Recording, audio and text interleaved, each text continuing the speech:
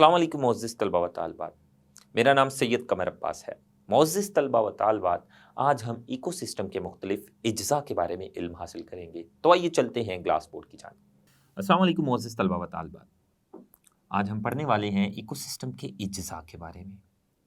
जैसा कि गुज़िश्ता लेक्चर में हमने पढ़ा था, इकोसिस्टम में दो किस्म के अज्ज़ा होते हैं, जानदार और बेजान। तो उन दोनों की आज तफसील जानते हैं। तो इकोसिस्टम में दो तरह के अज्ज़ा होते हैं। पहली किस्म के जो अज्ज़ा होते हैं वो ए बायोटिक अज्ज़ा होते हैं। पहले हम इनके बारे में पढ़ लेते हैं। एबायोटिक अज्ज़ा क्या है? माहौल के जो बेजान फैक्टर्स हैं, बेजान अज्ज़ा हैं, बेजान हिस्से हैं, यानी ऐसे अज्ज़ा हैं जिनमें जिंदगी का कोई वजूद नहीं, जिनमें जिंदगी मौजूद नहीं होती, जिनमें जान मौजूद नहीं होती। माहौल के उन हिस्सों या उन अज्ज़ा को या उन फैक्टर्स को एबायोटिक अज्ज़ा कहते हैं। तो एबायोटिक अज्ज़ा की हम तारीफ लिख लें। ये माहौल के बेजान फैक्टर्स या अज्ज़ा हैं जिनमें जिंदगी मौजूद नहीं होती। माहौल के उन अज्ज़ा या फैक्टर्स को एबायोटिक अज्ज़ा कहते हैं। इन एबायोटिक अज्ज़ा का माहौल में रहने वाले जानदारों पर बहुत गहरा असर होता है।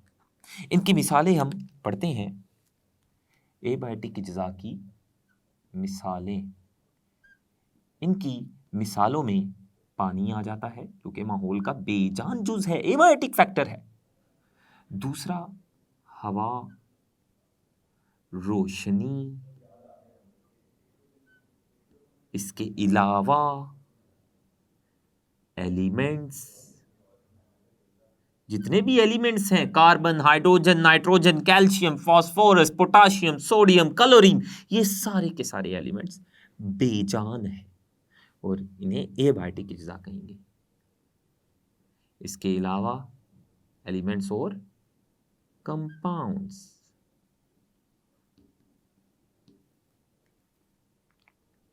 तो ये माहौल के एबायोटिक अज्ज़ा हैं। अब हम पढ़ेंगे बायोटिक अज्ज़ा के बारे में। जो दूसरी किस्म के इकोसिस्टम के अज्ज़ा हैं वो हैं बायोटिक अज्ज़ा।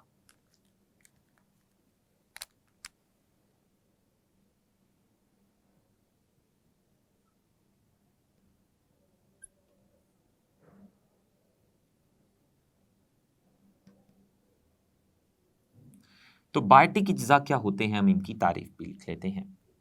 माहौल के वो वाले अज्ज़ा, माहौल के वो वाले हिस्से, माहौल की वो वाली अशियाँ, वो वाली चीज़ें जिनमें ज़िंदगी मौजूद हो, जो जानदार होते हैं, उनको हम बायोटिक अज्ज़ा कहते हैं। तो बायोटिक अज्ज़ा की तारीफ क्या बनेगी?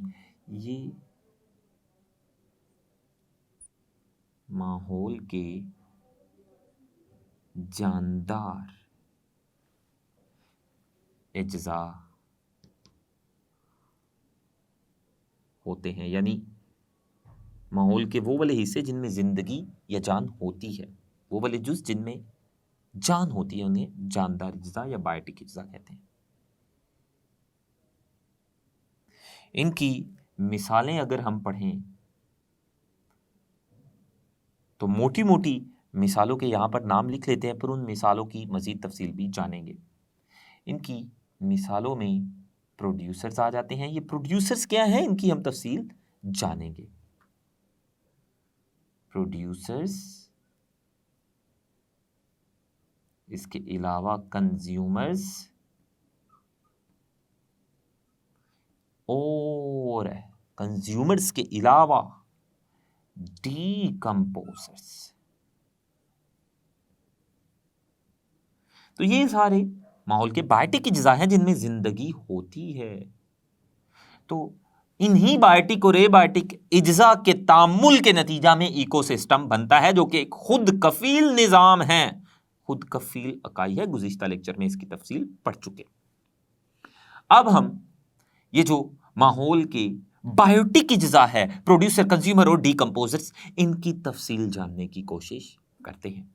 लेकिन ये जान लीजिए कि माहौल के जो एबायोटिक अज्जा हैं, यानी बेजान अज्जा जिनमें जिंदगी नहीं होती, जैसा कि रोशनी, हवा, पानी, एलिमेंट्स, कंपाउंड्स, इन तमाम अज्जा का जानदारों की जिंदगी पर बड़ा गहरा असर होता है।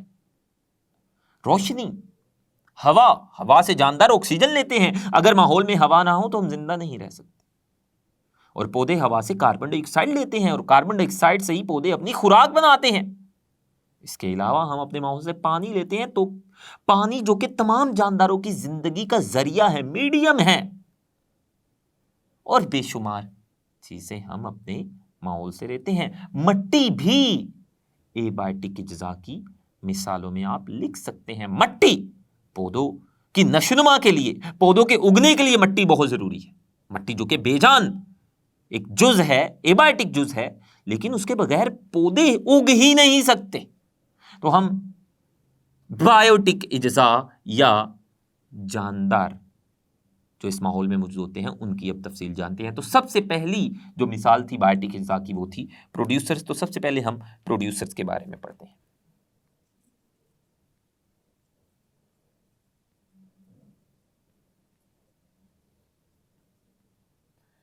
तो प्रोड्यूसर्स क्या हैं, पहले हम इनकी तारीफ लिख लेते हैं। ये माहौल के प्रोड्यूसर्स क्या हैं? ये माहौल के या इको, ये तमाम के तमाम बायोटिक अज्जा उस खुद कफील अकाई या निजाम का हिस्सा है जिसको हम इकोसिस्टम कहते हैं। ये माहौल के या इको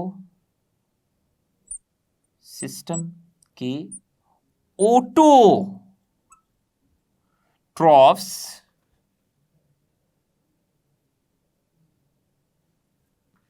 होते हैं।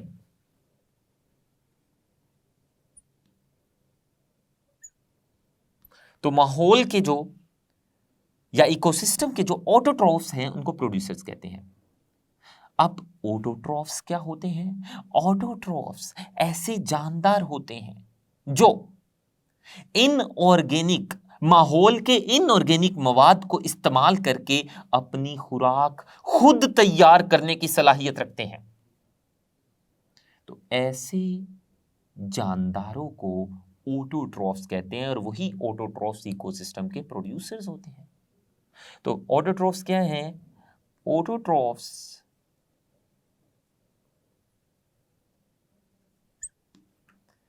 ऐसे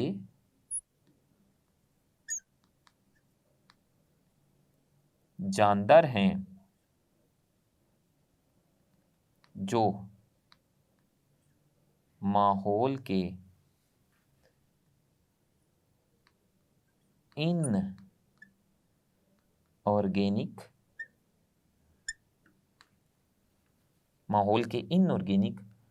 मवाद को इस्तेमाल करते हुए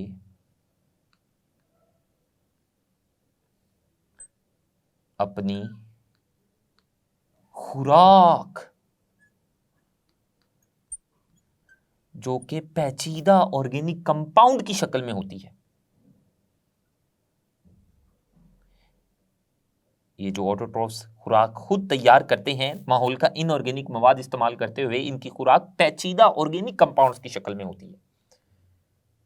पेचीदा ऑर्गेनिक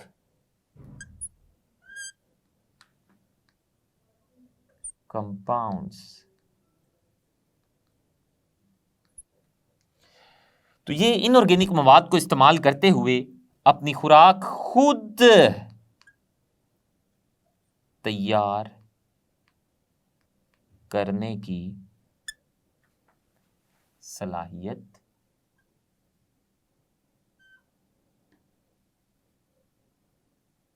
रखते हैं। ऐसे जानदारों को ऑटोट्रॉफ्स या इकोसिस्टम के प्रोड्यूसर्स कहते हैं। तो ऑटोट्रोफ्स आपने जाना, ये माहौल के इनऑर्गेनिक मवाद में कार्बन डाइऑक्साइड, आमतौर पर इनऑर्गेनिक मवाद या इनऑर्गेनिक कंपाउंड्स ऐसे कंपाउंड्स को कहते हैं जिनमें कार्बन और हाइड्रोजन एक साथ मौजूद ना हो, और ऑर्गेनिक कंपाउंड्स ऐसे कंपाउंड्स को कहते हैं जिनमें कार्बन भी हो और हाइड्रोजन, दोनों किस्म के एटम्स हो। इनकी मजीद तफसील आप केमिस्ट्री में पढ़ रहे होंगे। तो ऑर्गेनिक कंपाउंड ऐसे कंपाउंड जिसमें कार्बन भी हो और हाइड्रोजन भी हो, दोनों एक साथ एक ही कंपाउंड में हो, ऐसे कंपाउंड को ऑर्गेनिक कंपाउंड कहते हैं।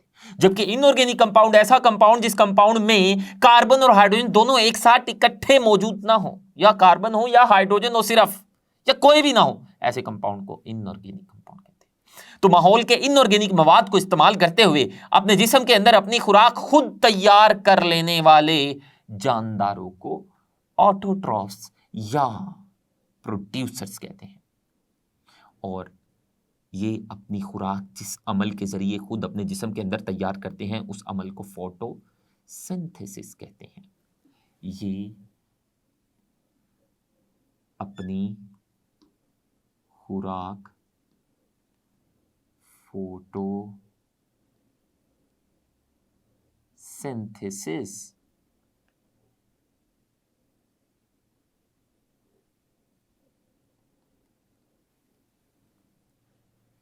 के अमल के जरिए तैयार करते हैं। प्रोड्यूसर्स की अगर हम मिसालें पढ़ना चाहें तो सबसे पहले पौधे आएंगे, फिर एल्गी, फिर कुछ बैक्टीरिया जो फोटोसिंथेसिस करते हैं, कुछ फोटोसिंथेसिस करने वाले बैक्टीरिया, ये भी प्रोड्यूसर्स में शामिल है। ये जो पौधे हैं, ये पौधे, एल्गी और कुछ बैक्टीरिया, पौधे खुश्की के इकोसिस्टम के प्रोड्यूसर्स हैं, यानी जमीन के प्रोड्यूसर जहां पानी नहीं होता, जबकि एल्गी ये आबी इकोसिस्टम के प्रोड्यूसर्स हैं। तो पौधे खुश्की यानी खुश्क जो इकोसिस्टम होते हैं जहां पानी ना होता है या बहुत कम होता है, पौधे खुश्की वाले इको सिस्टम के प्रोड्यूसर्स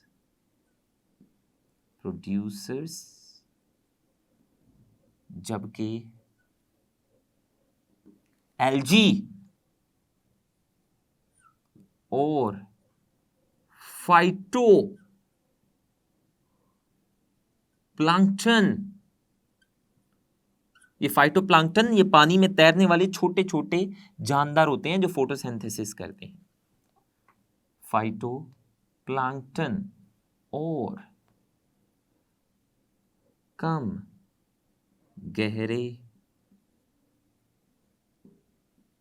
पानी में मौजूद